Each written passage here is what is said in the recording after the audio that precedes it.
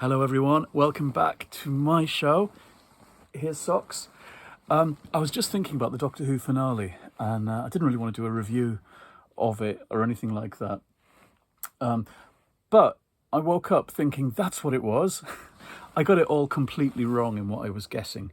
But at the beginning of the finale, the two-part finale, the Rani's there in the Middle Ages in a medieval cloak and hood, and she's stealing a child from peasants in Bavaria and being a kind of a witch and taking away this child.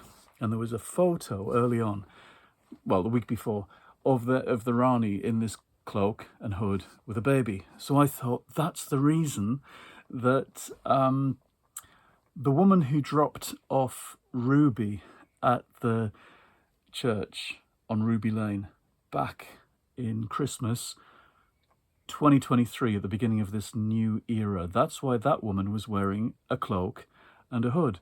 It wasn't the ostensibly ordinary mother of Ruby, as we found out, as we were shown last year. It was actually the Rani, and that was the whole point. I was convinced this was the case as I began to watch this finale. And I thought the whole point of the story then is that the god of wishes that the Rani steals from the Middle Ages is actually Ruby. And she places her by the church, knowing that Ruby's going to be adopted, and pointing to the sign, call her this. And she's going to be adopted, and the doctor's going to be someone she meets when she grows up. And she becomes a companion of the Doctor and travels through time and space. And the whole point of the last 2 years was that wherever they go, Ruby is the god of wishes. She's one of the pantheon.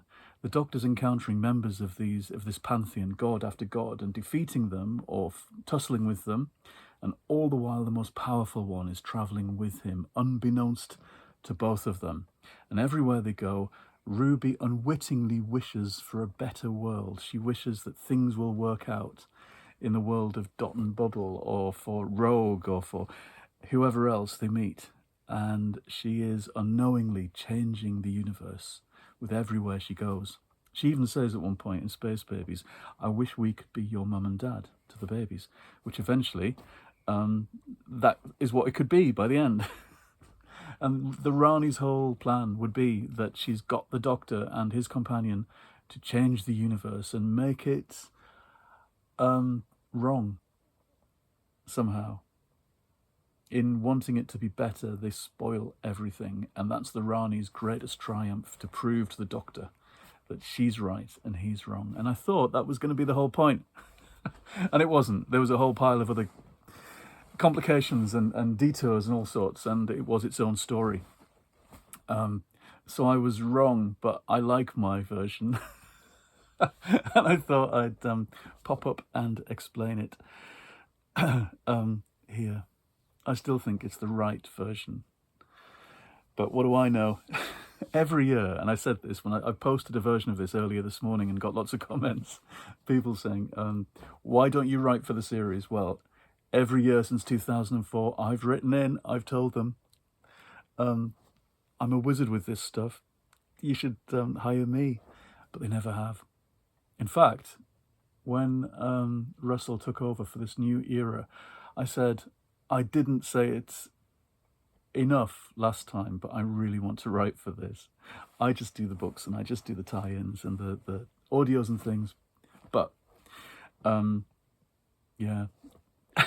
Put me on the telly. So what I did was I emailed and said, look, here's scripts that I've done. Here's the Peterloo Massacre. Here's the Key to Many Worlds, 2 of my Big Finish Doctor Who scripts. I just want to lodge them here to say to myself, more than anybody, I tried, and there they are. And anyway, nothing came of it. But I still watch with glee, and I love guessing. I love the guessing games that we get into, and however tangled up it all gets, and however fandom gets about things, and the general audience feel about Doctor Who, what I love is the fun of us all guessing where the story's going and guessing what twists there are going to be, and I shall miss that. The last 2 months have been really good fun, watching Doctor Who on Saturday mornings with coffee and bacon sandwiches and guessing what comes next. It's something I've done all my life, looking back. Doctor Who's always been there, and if they pull it now, if there's even a gap that's too long now, I shall be livid. They can't stop now. Anyway, I thought I'd tell you what I'd been thinking about the whole idea of wishes and the whole God idea in Doctor Who. It would have been nice. You should have asked me. Anyway, goodbye. I hope everyone's well. It's gone sunny, and I've written my words for this morning. I've written over 2,000 words, so hooray. And the cat has helped me by sitting on my lap and concentrating very hard. Okay, everyone. See you again soon.